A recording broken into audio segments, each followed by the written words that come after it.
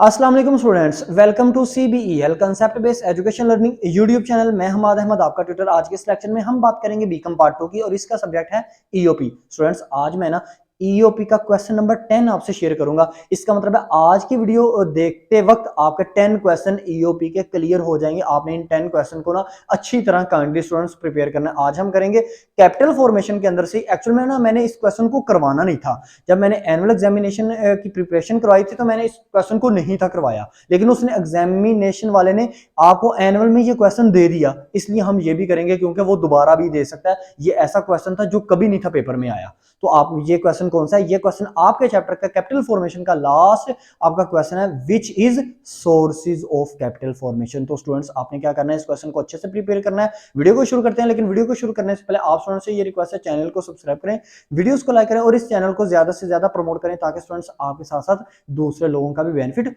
हो जाए। तो स्टूडेंट्स, हमारे पास जो क्वेश्चन है, क्वेश्चन नंबर हमारी सीरीज का है 10।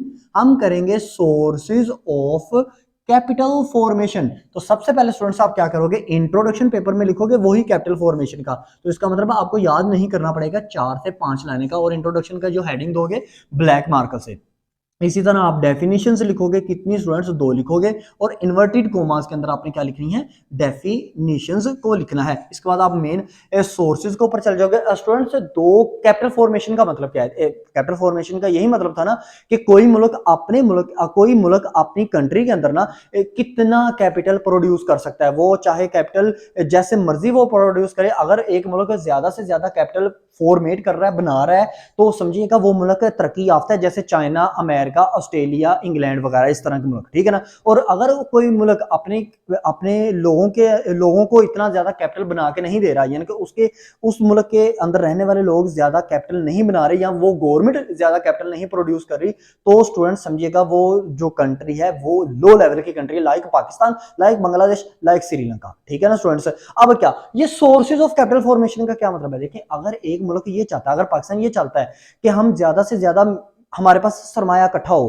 तो वो कहां से हो सकता है? वो जराए क्या हैं, वो तरीके क्या हैं, वो सोर्सेज कौन से हैं, किन किन तरीकों को अपनाकर हम ज्यादा से ज्यादा कैपिटल कर सकते हैं, प्रोड्यूस कर सकते हैं, तो उन तरीकों को कहते हैं सोर्सेज ऑफ कैपिटल फॉर्मेशन। तो ये दो किस्म के सोर्सेज होते हैं। कोई भी कंट्री ने अगर ना सरमाया ज्यादा से ज्यादा प्रोड्यूस करना है ना, ज्यादा से ज्यादा वो कंट्री चाहती है सरमाया पैदा करना, तो स्टूडेंट्स वो कंट्री ना 2 तरीके अपना सकती है। नंबर 1, इंटरनली, यानी कि अपने कंट्री के अंदर ही कुछ ऐसे काम करके वो क्या कर सकती है, पैसे को बढ़ा सकती है, या एक्सटर्नली या बरूनी, अपनी कंट्री से बाहर कुछ ऐसे काम करेगी जिसकी वजह से बाहर से उसके कंट्री के अंदर पैसा आना शुरू हो जाएगा। तो आपकी बुक में इंटरनली वर्ड भी लिखा होगा। इंटरनली का मतलब इंटरनली सोर्स, अंदरूनी सोर्स है। एक्सटर्नली का मतलब बरूनी सोर्स, ठीक है। इंटरनली की जगह आप डोमेस्टिक भी लफ्ज यूज कर सकते हो, एक्सटर्नली की जगह आप फॉरेन सोर्स का वर्ड भी यूज कर सकते हो, लेकिन ज्यादा अच्छा आप इंटरनली और एक्सटर्नल सोर्स को ही रखना। तो सबसे पहले आप क्या हेडिंग दोगे? सबसे पहले आप बड़ी सी हेडिंग दोगे, sources of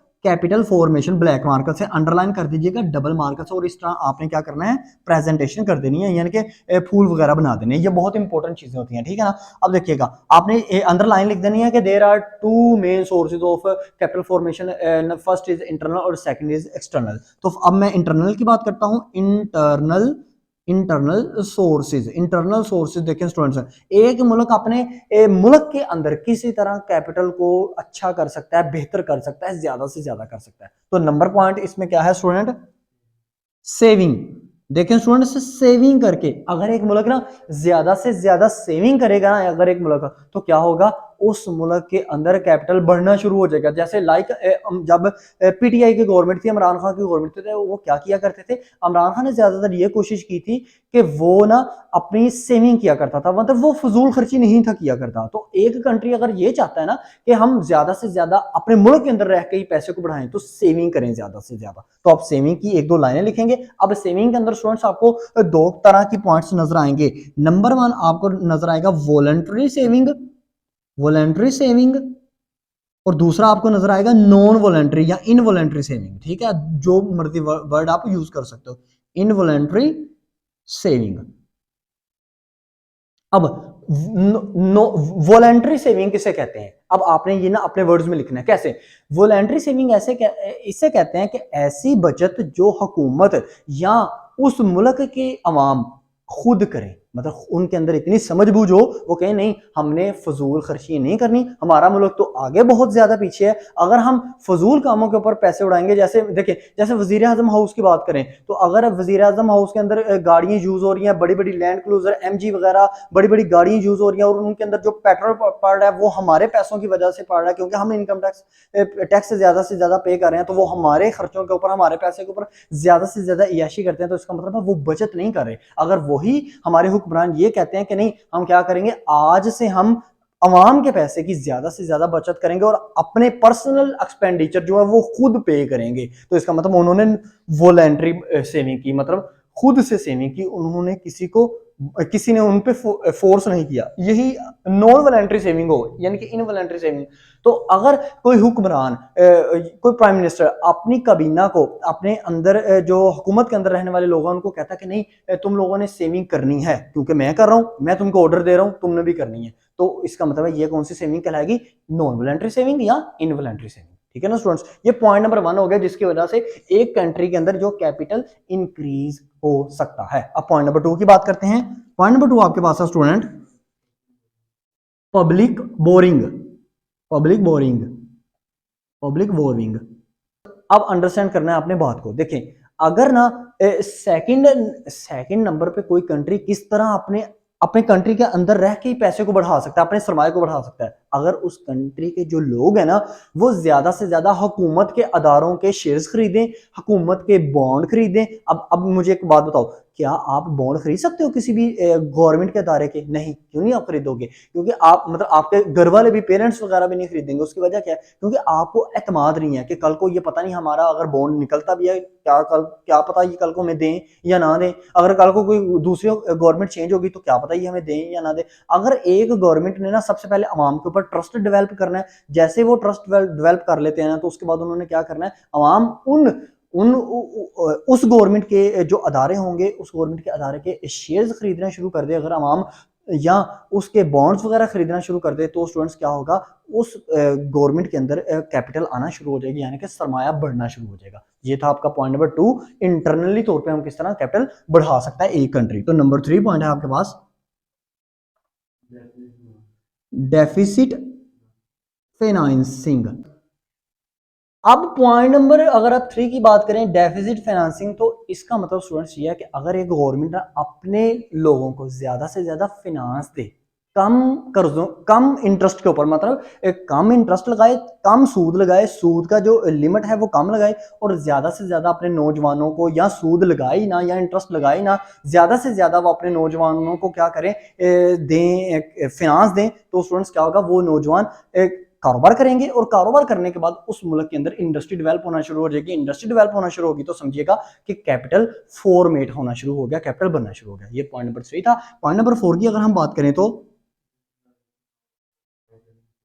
utilisation of ideal resources. अच्छा स्टूडेंट्स, आप ना आइडियल की जगह ना वर्ड नेचुरल रिसोर्सेज भी लिख सकते हैं, ठीक है ना। अब देखिएगा, अगर एक कंट्री ना अपने कंट्री के अंदर रह के ही अपने कैपिटल को बढ़ाना चाहती है ना, तो उस कंट्री को ये चाहिए कि अपने जितने भी नेचुरल रिसोर्सेज है ना उनको यूटिलाइज्ड करे, उनको इस्तेमाल करे। ऐसा ना हो कि उनको इस्तेमाल ही ना करे। जैसे अगर पाकिस्तान के अंदर सोना निकल रहा है तो पाकिस्तान उसको निकाले, ठीक है ना। अगर पाकिस्तान के अंदर कोयला, तांबा वगैरह निकल रहा है तो उसको निकाले। मैंने ना लास्ट वीडियो में भी आपको एक बताई थी, एग्जांपल बताई थी कि जैसे ब्राजील, देखो ब्राजील एक छोटा सा कंट्री है, लेकिन वो सिर्फ गोल्ड के ऊपर सर्वाइव कर रहे हैं, क्योंकि उनके मुल्क के अंदर ना गोल्ड बहुत ज्यादा पाया जाता है। वो क्या करते हैं, नीचे से गोल्ड निकालते हैं, गोल्ड निकाल के ना वो बेचते हैं, और उनका मुल्क जो है वो एक डेवलप्ड कंट्री है, मतलब एक अच्छा खासा है।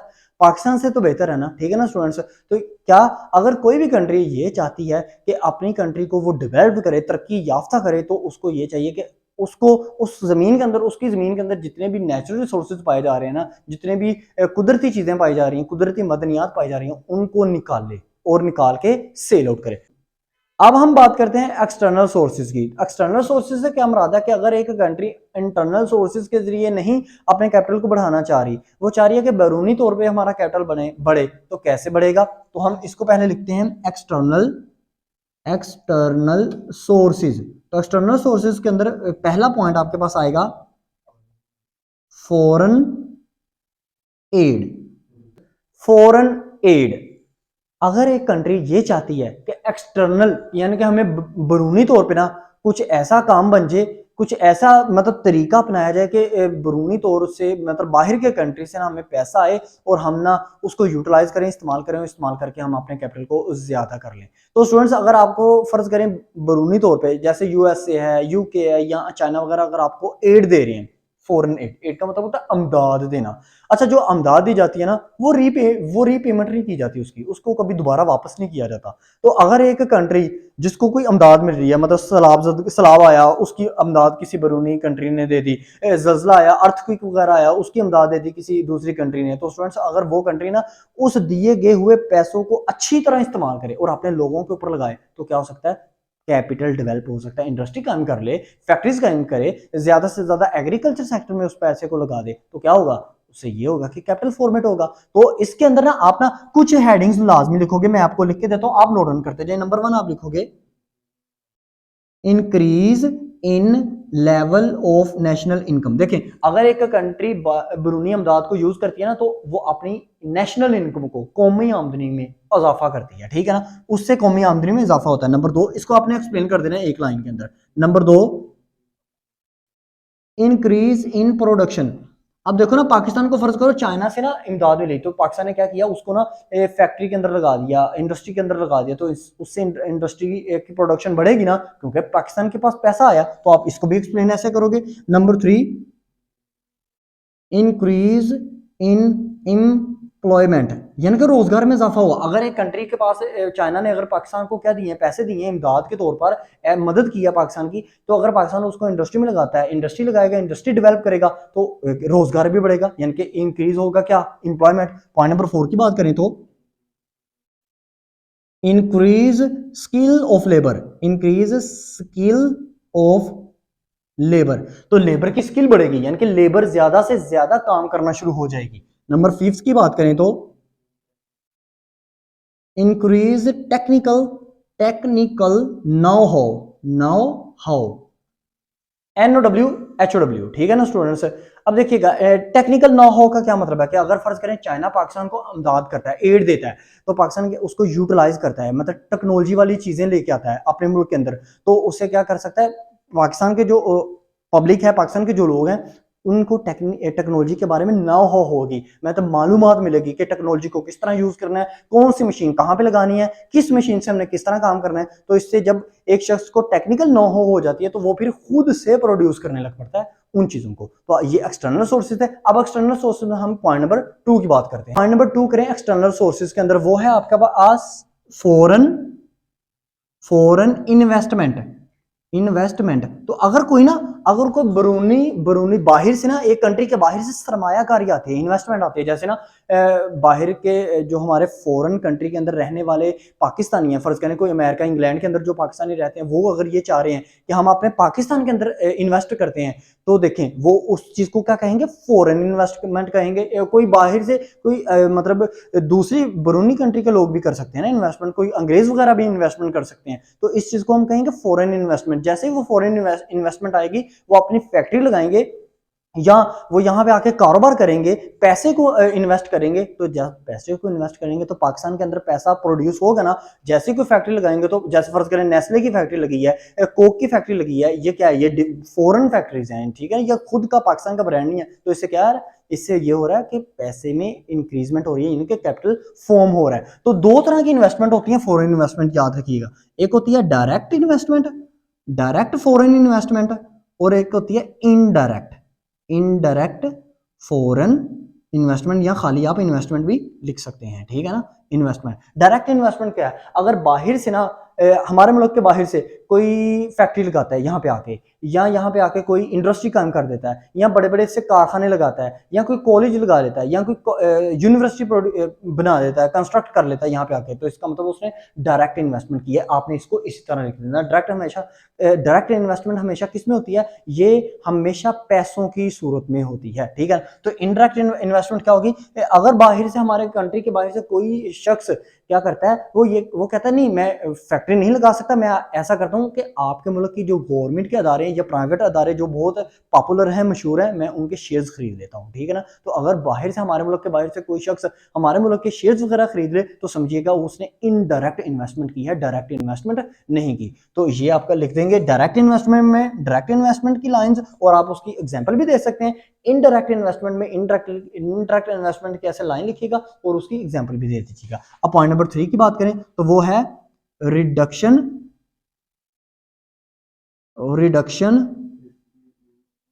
रिडक्शन और, अच्छा ये भी वर्ड यूज करते हैं, रिस्ट्रिक्शन भी, रिस्ट्रिक्शन ऑफ इंपोर्ट्स, ठीक है ना स्टूडेंट्स।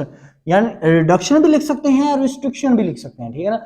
अगर अगर हम ज्यादा से ज्यादा इंपोर्ट, जो बाहर से हम चीजें मंगवाते हैं जिनका देखो जो लग्जरी आइटम्स हैं, जो मतलब आम हमारे मिडिल क्लास फैमिली नहीं यूज करती, अगर हम उनको खरीदें ना, उनको मंगवाएं ना, बाहर से इंपोर्ट ही ना करें, तो इसका मतलब हम क्या करेंगे, हम अपनी एक्सपोर्ट को बढ़ाने के लिए इंपोर्ट को कम करेंगे। जैसे इमरान खान ने क्या किया था, उसने ना बड़ी बड़ी जो गाड़ियां थी उनके ऊपर जो इंपोर्ट करना था उसको खत्म कर दिया था। उसने कहा था कि नहीं हमने इंपोर्ट ही नहीं करनी, क्योंकि ये आम मिडिल जो एवरेज पर्सन है या जो मिडिल क्लास लोग हैं वो तो इसको यूज ही नहीं करते, तो मैं क्यों मंगवाऊं इसको बाहर से। तो जैसे ही वो कहता था जितना मैंने पैसा बाहर खर्च करना है इंपोर्ट बड़ी बड़ी गाड़ी मंगवा के, मैं उसी पैसे को क्या करता हूँ, उसी पैसे से यहाँ पे डेवलपमेंट करता हूँ और यहाँ से हमारी चीजें बाहर जाएंगी, एक्सपोर्ट करूंगा मैं, ठीक है ना। तो अगर एक गवर्नमेंट ज्यादा से ज्यादा इंपोर्ट्स को क्या करती है, रिड्यूस करती है, कम करती है, रिस्ट्रिक्शन लगाती है, तो उससे भी क्या होता है, उससे भी कैपिटल फॉर्म होता है, कैपिटल बढ़ता है। तो ये स्टूडेंट्स आपका क्वेश्चन था।